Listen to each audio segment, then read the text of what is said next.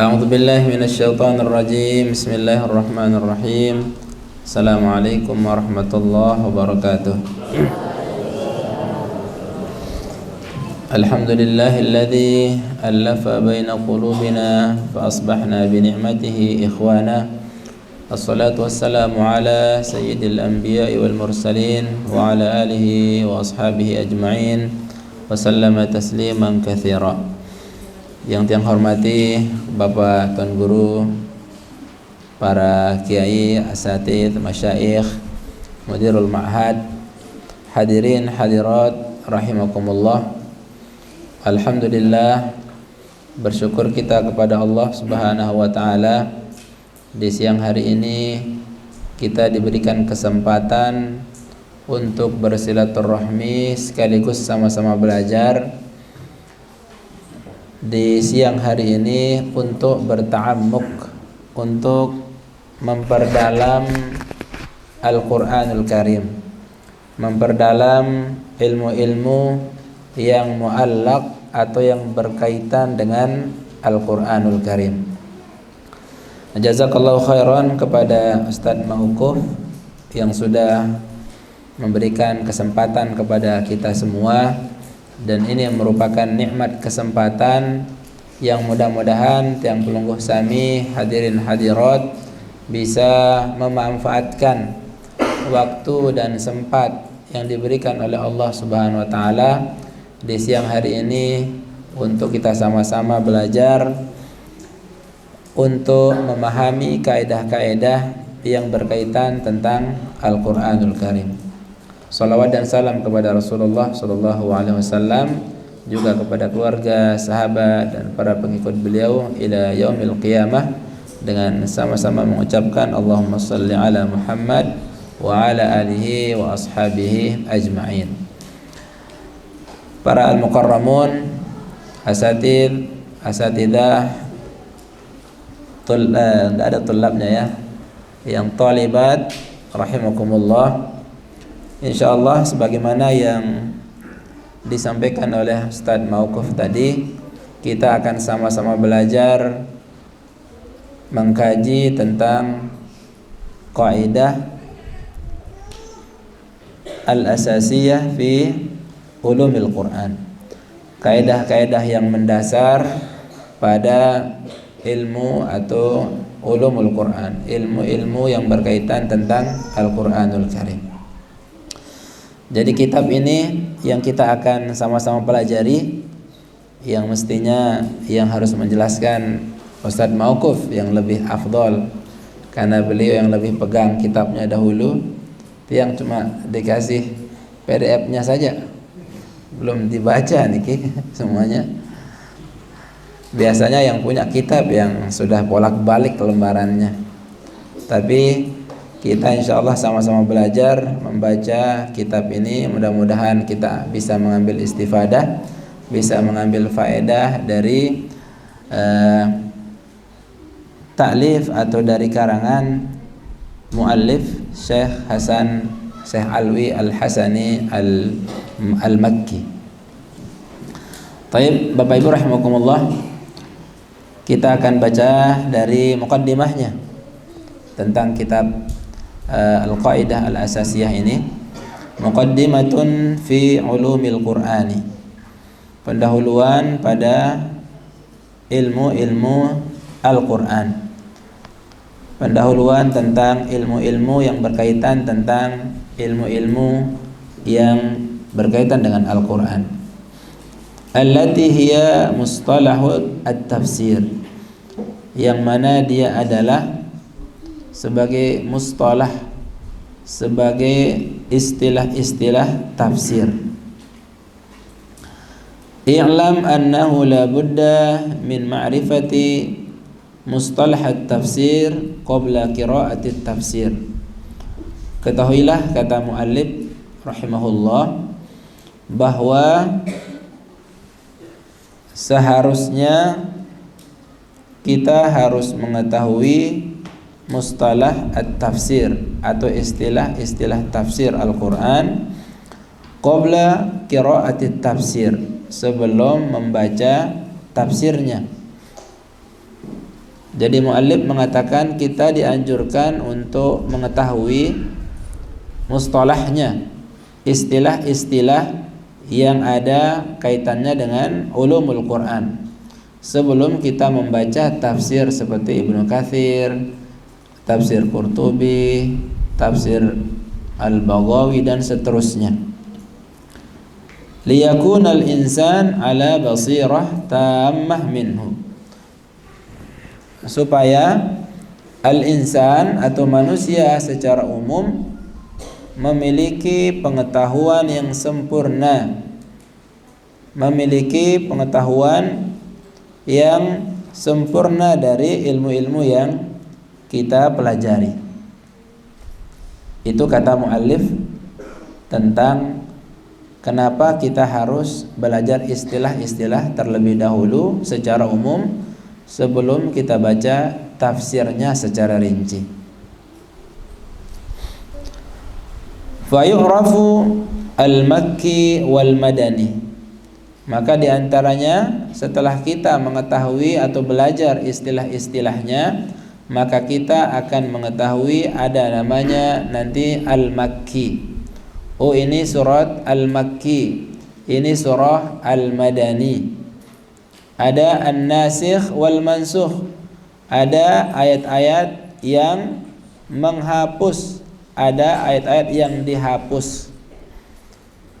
Maka itu nanti ada penjabarannya dan akan dijelaskan oleh muallif rahimahullah, oleh pengarang kitab ini tentang istilah-istilah yang ada.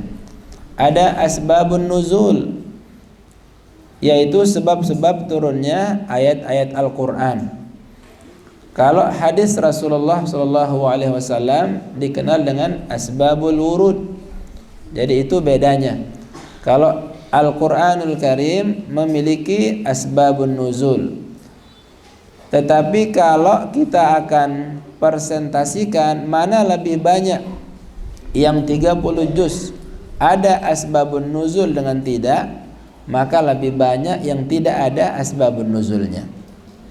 Lebih banyak yang tidak ada penyebab turunnya, tetapi langsung Allah mewahyukan Al-Qur'anul Karim kepada Rasulullah SAW tanpa ada penyebabnya.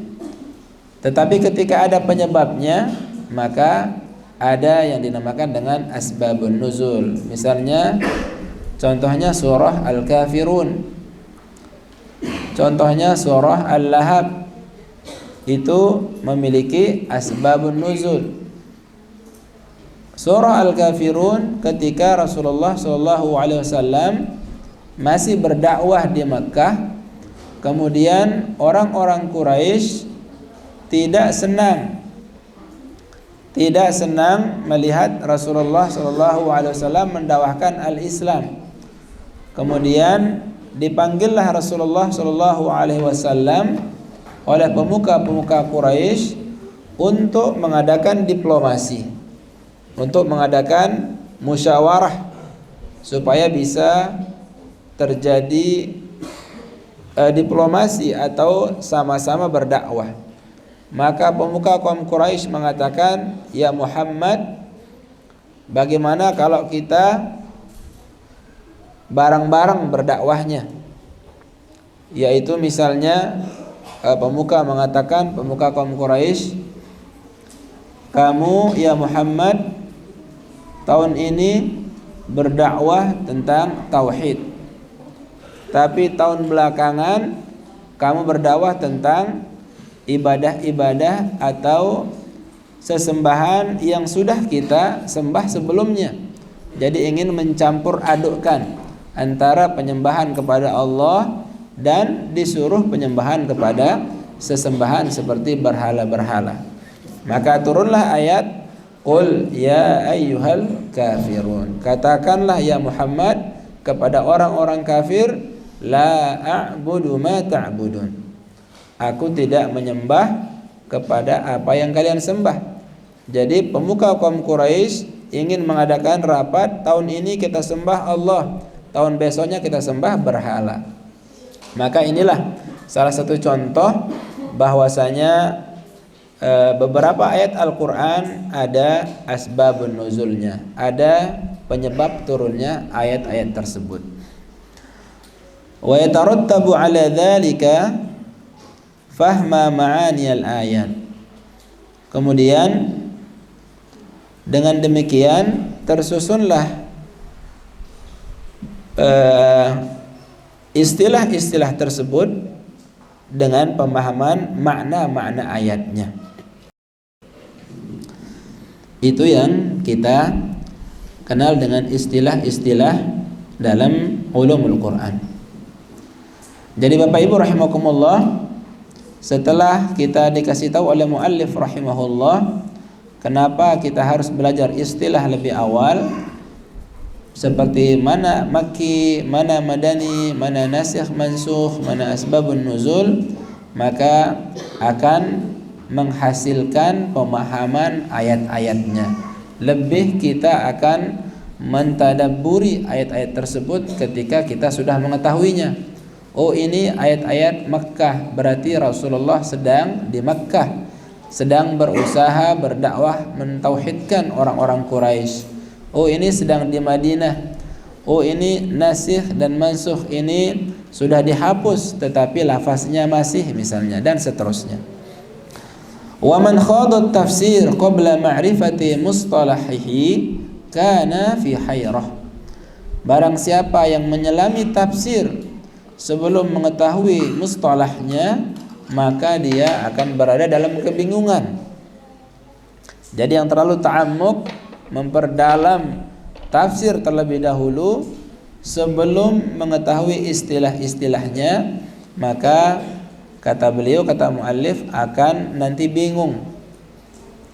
Wa qalla nasyatuhu, dan akan menjadi sedikit kegiatan untuk mempelajari ilmu-ilmu ulumul Qur'annya atau istilah-istilah ilmu Al-Qur'an. Wal tabasat alaihi al-maqasid, dan sehingga akan menjadi kabur atau akan menjadi saru maqasidnya, tentang tujuan dia memperdalam makna-makna Al-Quranul Karim. Nah, oleh karenanya jamaah hadirin hadirat rahimakumullah, dengan kita mempelajari kaedah-kaedah yang mendasar dalam ulumul Quran, mudah-mudahan nanti tentunya bukan akan kita bisa langsung memahami, tetapi butuh daripada waktu untuk belajar pelan-pelan memperdalam daripada ulumul Quran, atau secara umum memperdalam ayat-ayat Al-Quran beserta konsekuensi daripada apa yang harus kita lakukan, amalkan dengan pemahaman-pemahaman yang kita miliki. Kemudian qala rahimahullah, berkata selanjutnya muallif atau pengarang kitab ini, ilmu tafsir huwa ma'khudun min qawlihim fassartu syai' idzan bayyantuhu. Ilmu tafsir itu diambil dari perkataan mereka dengan mengatakan fassartu syai', aku telah menafsirkan sesuatu. Idzan bayyantuhu, berarti saya menjelaskannya. Jadi tafsir artinya penjelasan tentang Al-Quranul Karim. Wa summiya al-ilmu al-madhkur tafsiran, sehingga dinamakan ilmu yang disebut itu sebagai tafsir. Li'annahu yubayyinul Quran wa yuwaddihuhu, karena dia menjelaskan Al-Quran dan menerangkan daripada isi-isi Al-Quranul Karim. Maka banyak sekali yang kita ketahui tentang tafsir-tafsir Al-Quran, maka pengarang tafsirnya dia menjelaskan Al-Quran itu sendiri kadang-kadang dari berbagai sudut pandang. Ada yang mengambil dari sisi akidahnya, ada yang menjelaskan dari sisi fikihnya, dan seterusnya. Maka para ulama, banyak sekali para mufassirin yang menafsirkan Al-Quran itu sendiri dari berbagai aspek yang dia pandang dalam menjelaskan Al-Quran itu sendiri. Wa hadduhu wa huwa ilmun yubhathu fihi an ahwalil Qur'anil Karim. Dan batasannya adalah batasan ilmu tafsir itu maksudnya adalah ilmu yang membahas di dalamnya tentang keadaan-keadaan Al-Quranul Karim. Min jihati nuzulihi, dari jihah atau dari sisi turunnya Al-Quran, kamakkiyah atau madaniyah, seperti apakah ayat itu dia termasuk ayat-ayat makkiyah atau ayat-ayat madaniyah. Wa nahwuhu, dan semisalnya, kasanadihi wa adaihi wa alfadhihi wa ma'anihi al-muta'alliqah bil ahkam wa ghairi dzalik. Seperti sanadnya, karena Al-Quran juga memiliki sanad. Karena dalam Islam kita sering mendengar istilahnya, oh syekh ini memiliki sanad. Sanad itu artinya adalah urutan yang terus menuju ke Rasulullah Shallallahu Alaihi Wasallam.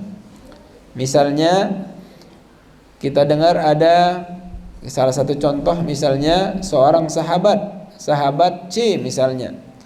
Sahabat C mendengarkan Al-Quran, mengambil atau mendengarkan Al-Quran dari sahabat B.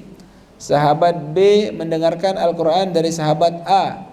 Sahabat A mendengarkan Al-Quran dari Abu Bakar misalnya. Kemudian Abu Bakar mendengar Al-Quran langsung kepada Rasulullah Shallallahu Alaihi Wasallam. Ini yang dimaksud dengan sanad, dari rentetan-rentetan bacaan Al-Quran yang sampai kepada Rasulullah Shallallahu Alaihi Wasallam.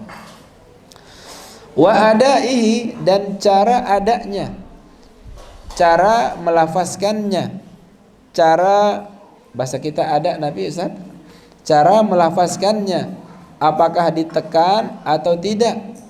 Karena di Al-Quran ada misalnya kata-kata la artinya tidak, atau kata-kata la artinya jangan, maka adanya beda.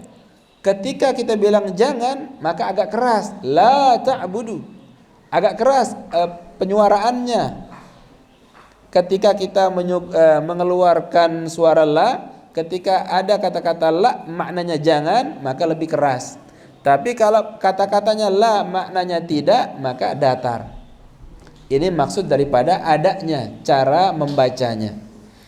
Wa alfadhihi, dan lafaz-lafaz Al-Quran itu sendiri, baik dari segi makhrajnya, sifat, dan tajwid secara umumnya.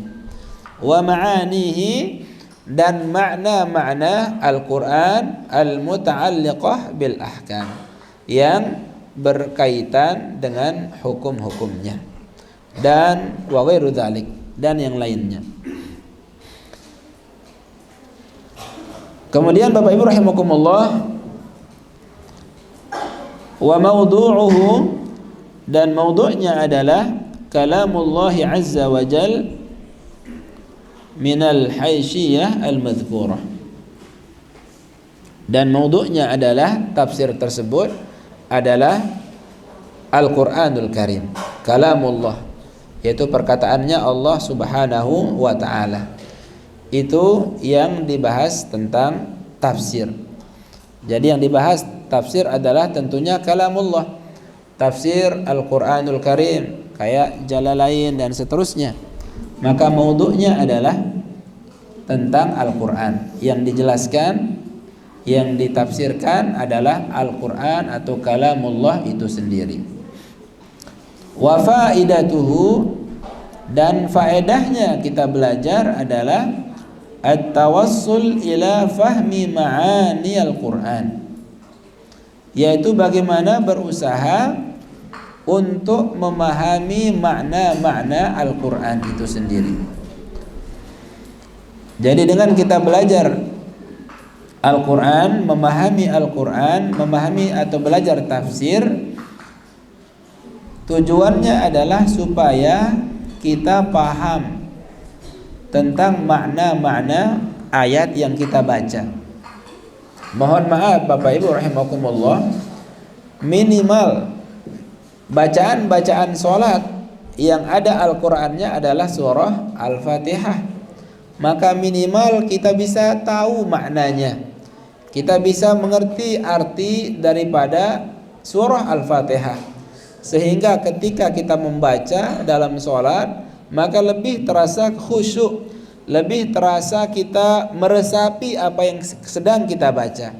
Bagaimana kalau kita bisa memahami Al-Quran secara sempurna, yang 30 juz itu dari Al-Fatihah sampai An-Nas, sehingga ketika membaca Al-Quran tidak perlu buka terjemah lagi, kita sudah memahami ayat-ayatnya, kita sudah paham apa yang dikhitab oleh Allah, apa yang sedang digambarkan oleh Allah, apa yang sedang diomongkan oleh Allah Subhanahu wa taala kepada kita. Itu kalau kita bisa memahami Al-Qur'an secara sempurna. Makanya kenapa sebagian ulama mengatakan bahwa apa hukumnya belajar bahasa Arab? Fardu ain, wajib ain belajar bahasa Arab. Kenapa? Karena Al-Quran dan hadis Rasulullah dengan bahasa Arab. Makanya seperti kata Ustadz Mauquf tadi, tiang sangat besar niatnya untuk bisa bikin pondok Al-Quran dan bahasa, karena ingin merangkai dua ini, supaya kita bisa menghafal Quran sekaligus bisa paham isi Al-Quran, karena bisa paham dengan bahasa Arab. Mohon doa Bapak Ibu rahimakumullah, mudah-mudahan dipermudah oleh Allah Subhanahu wa taala. Yang kedua, Bapak Ibu rahimakumullah, setelah kita paham Al-Qur'an dengan belajar tafsirnya, maka ada konsekuensinya, ada yang dituntut oleh Allah Subhanahu wa taala, yaitu al-amalu bima fihi ba'dal fahmi, yaitu mengamalkan isi Al-Qur'an itu sendiri sesudah paham. Dan disinilah tempat perbedaannya nanti. Ada orang yang paham isi Al-Quran, tapi dia belum mampu mengamalkan isi Al-Quran. Ada orang yang paham isi Al-Quran, tapi dia mampu mengamalkan isi Al-Quran. Maka disinilah yang kita katakan sebagai fa'alhamaha fujuraha wa taqwaha. Ada malaikat menarik kita untuk segera mengamalkan isi Al-Quran, tapi syaitan dan iblis melarang kita, menahan kita untuk jangan kita mengamalkan isi Al-Quran itu sendiri. Maka Bapak Ibu rahimakumullah, imanlah tempatnya sebagai barometer apakah kita bisa melaksanakan isi Al-Quran atau tidak. Karena tujuan utama Al-Quran diturunkan oleh Allah Subhanahu wa ta'ala adalah pengamalannya.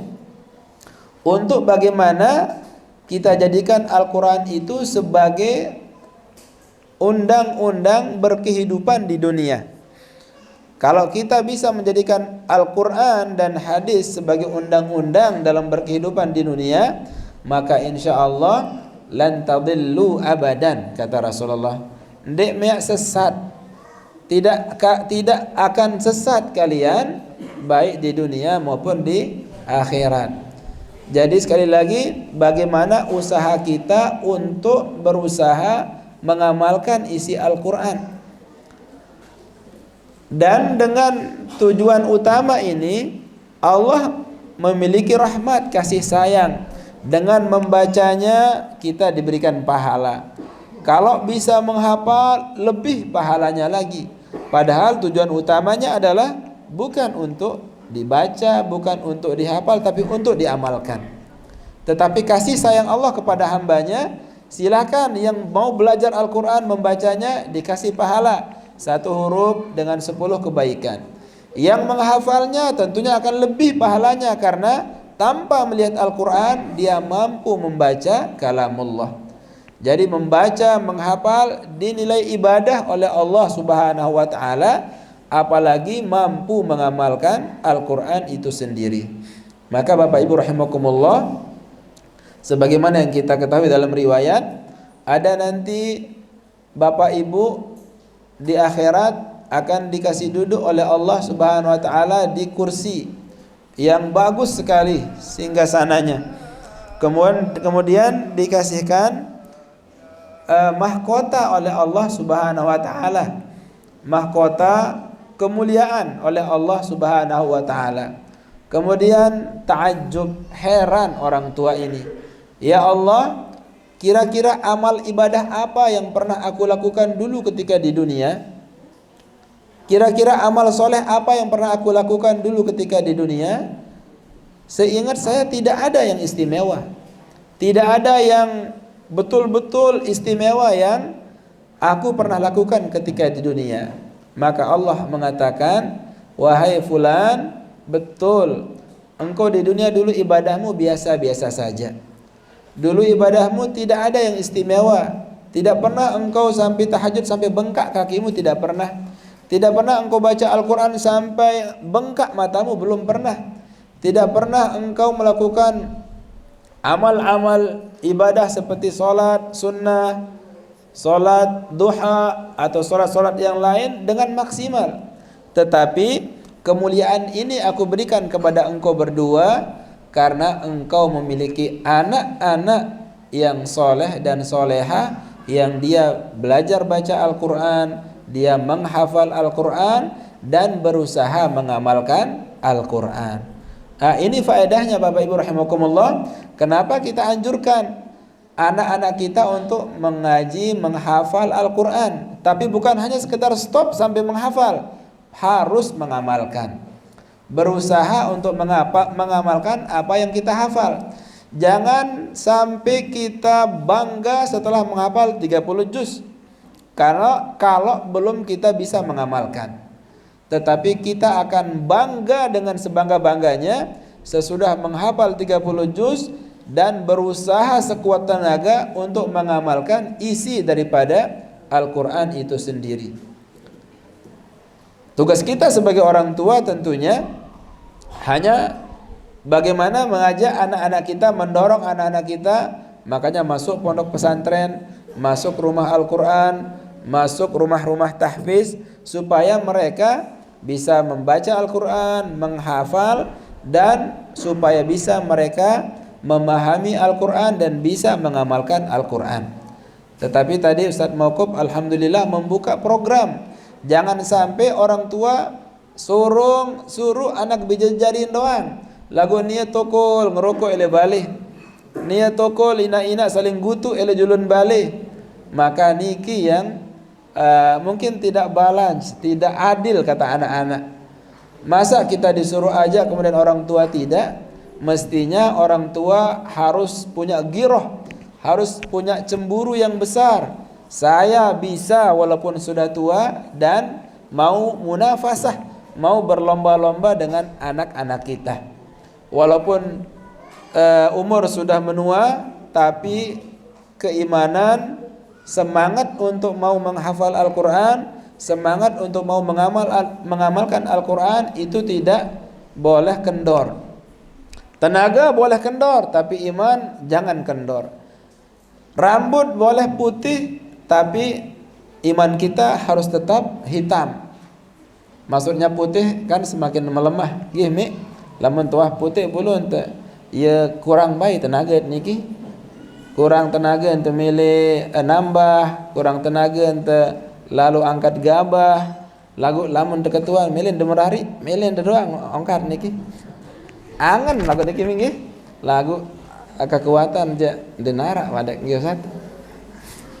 Jadi Bapak Ibu rahimakumullah, faedahnya adalah bagaimana kita berusaha bertawasul, menjadikan perantara belajar tersebut untuk memahami Al-Quranul Karim. Dan yang kedua adalah mengamalkan isi Al-Quran itu sendiri.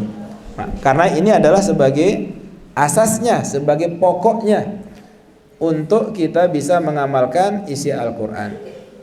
Maka barang siapa yang sudah mengamalkan isi Al-Quran, banyak sekali dalam Al-Quran diberikan kabar gembira oleh Allah Subhanahu wa taala. Famanittaba'a huda fala khaufun 'alaihim wala hum yahzanun wala yadhillu wala yashqa, dan seterusnya. Barang siapa yang mengikuti petunjukku, kata Allah Subhanahu wa taala, petunjuk berupa Al-Qur'anul Karim, maka jangan takut, jangan sedih. Dia tidak akan sesat, tidak akan sengsara, baik di dunia maupun di akhirat. Jadi Bapak Ibu rahimakumullah, maka perlu sekali lagi kita untuk mentajdid, memperbaharui giroh semangat kita untuk bagaimana kita semangat untuk belajar Al-Quran, sebagaimana kita semangat untuk mencari keduniaan. Mungkin teman-teman kepingin rumahnya berubah bentuknya, ingin menambah kamar, ingin menambah halaman belakang, maka semangat untuk menabung, semangat untuk mencari dana supaya bisa berubah. Tetapi pernahkah kita bersemangat untuk merubah diri kita yang tadinya tidak semangat ibadah menjadi semangat ibadah, yang tadinya tidak muallaq dengan Quran menjadi muallaq, tadinya jarang pegang Quran menjadi setiap hari pegang Quran.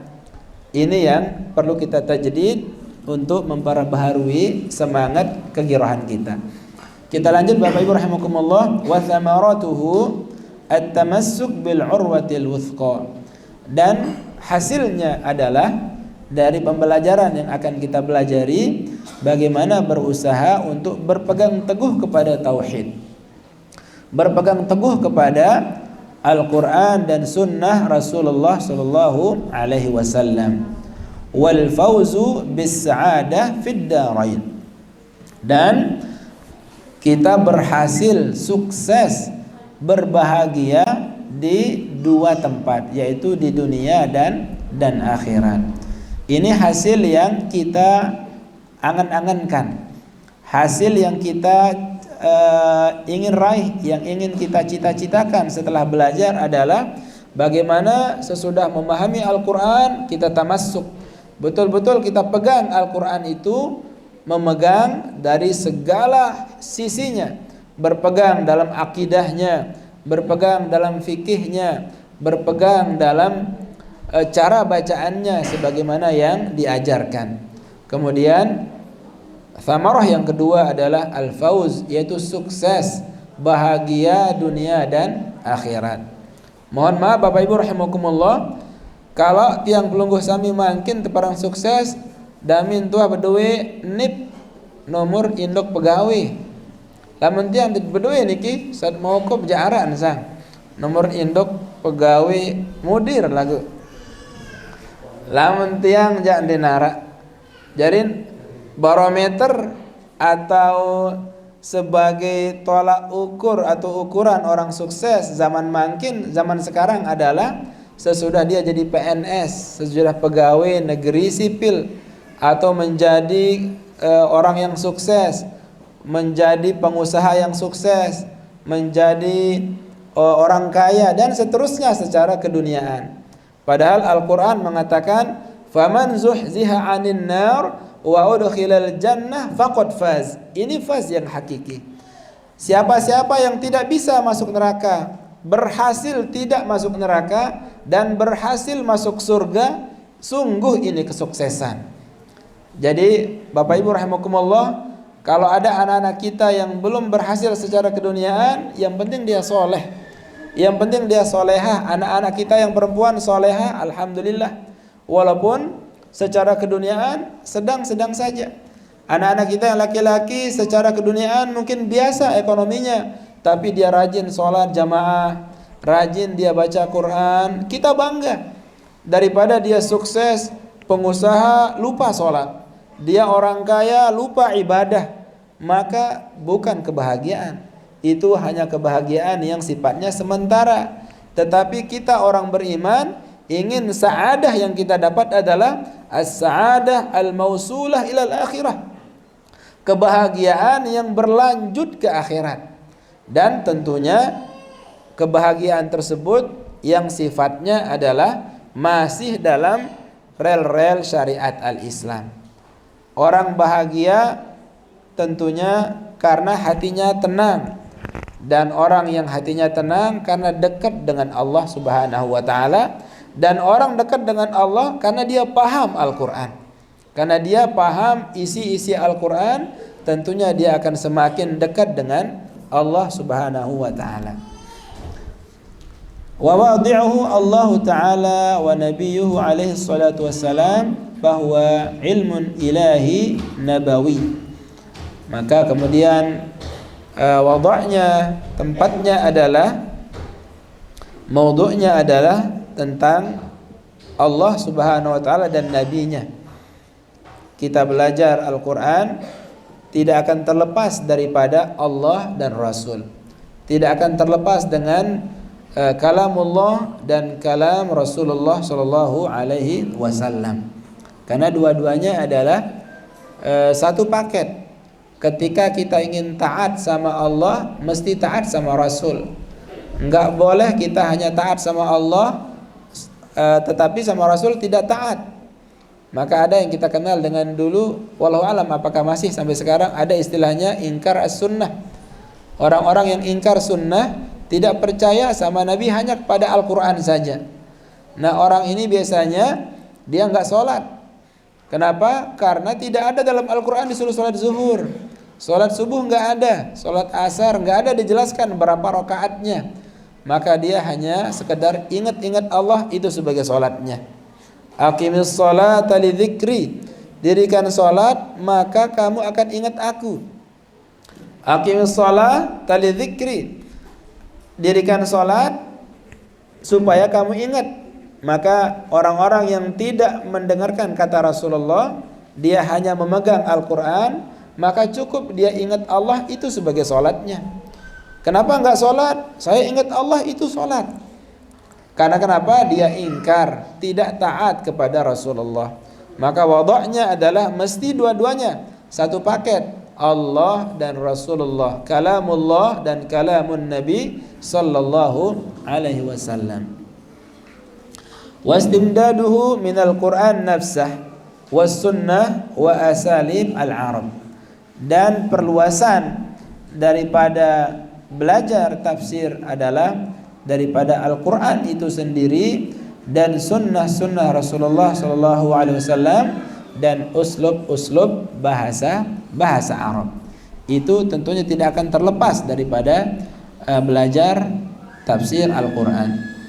Wa masailuhu ma yustafadu minhu min ahkamin wa aqaida wa amthal wa mawa'idh. Dan masalah-masalahnya adalah ma yustafad, apa-apa yang bisa kita ambil faedahnya, minhu daripada Al-Quran itu sendiri, min ahkam daripada hukum-hukum secara fikih.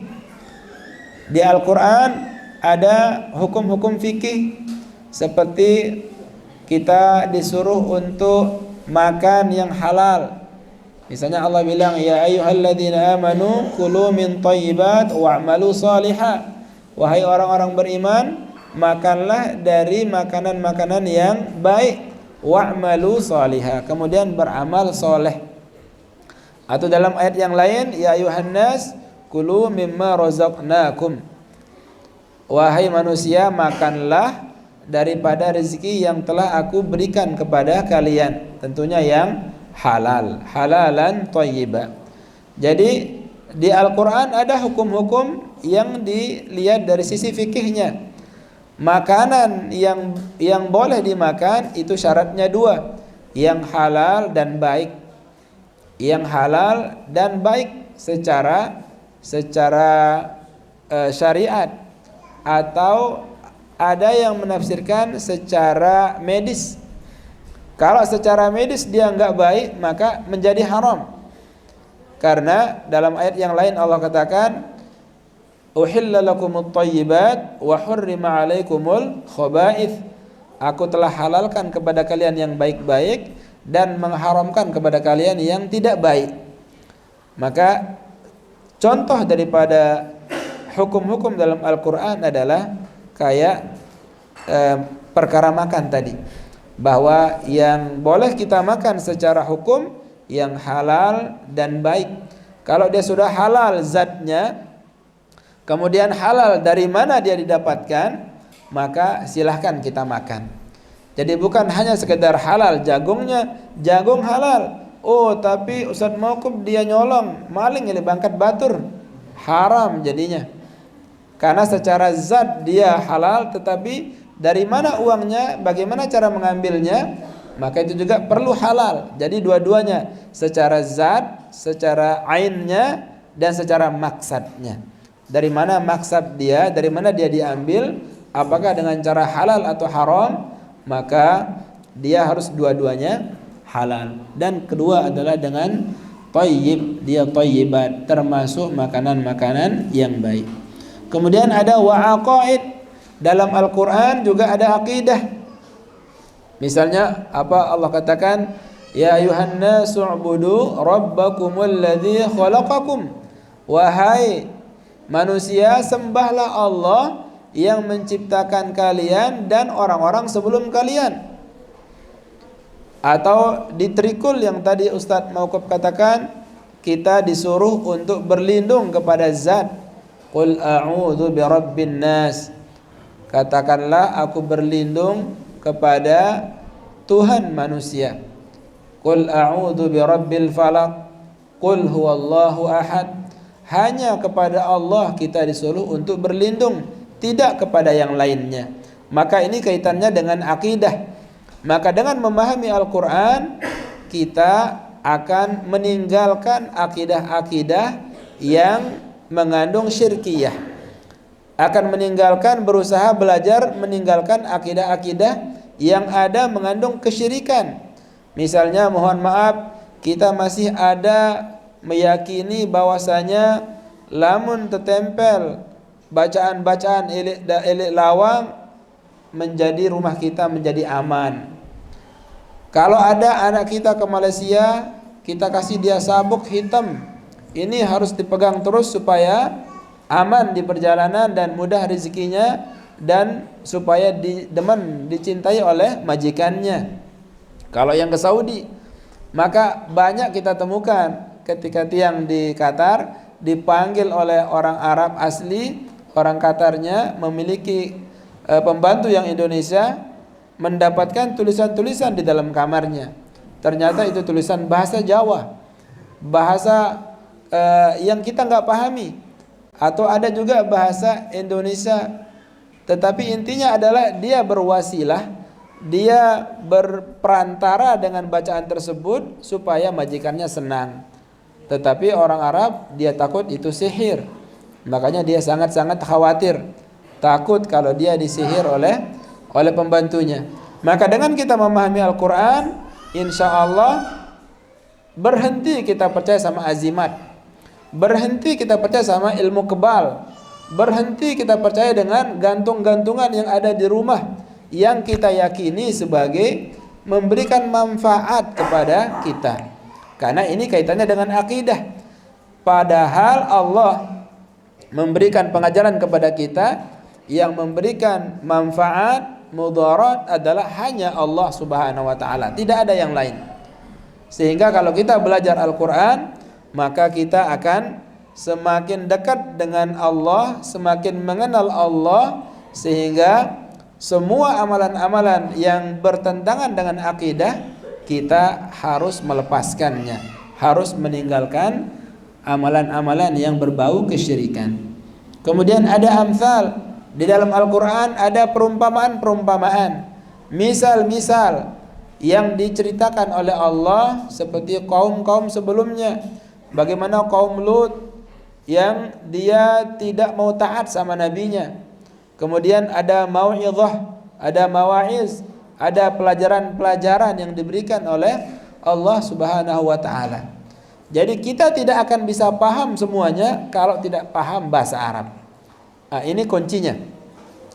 Kalau kita tidak bisa bahasa Arab, mesti kita baca tafsirnya dengan yang bahasa Indonesia tentunya.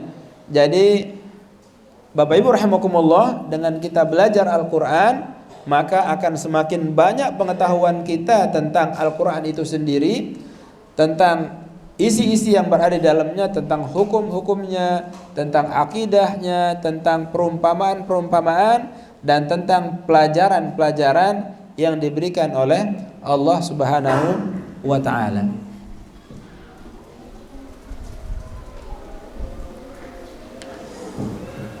Wa nisbatuhu annahu minal ulum ad-diniyah, dan nisbahnya dia adalah daripada ulum atau ilmu-ilmu agama. Bal ra'isuha, bahkan dia adalah kepalanya atau atasannya. Jadi Al-Quran adalah ilmu pokoknya. Bal ra'isuha, bahkan Al-Quran itu sebagai pokok daripada cabang-cabang ilmu yang lain. Likauniha makhudatun minal kitab, karena dia adalah kitabullah, dia adalah kalamullah, wa mutawaqqifatun fil i'tidad ba'da thubut 'alaiha. Baik Bapak Ibu rahimakumullah, mungkin sampai nisbahnya kita baca. Mudah-mudahan kita akan melanjutkan pada hari-hari berikutnya. Kurang lebihnya mohon maaf kalau ada kurang. Yang benar dari Allah Subhanahu wa taala, yang salah dari tiang pribadi dan dari syaitan. Aqulu lakum jazakumullahu khairan ala husni istima'ikum. Assalamualaikum warahmatullahi wabarakatuh.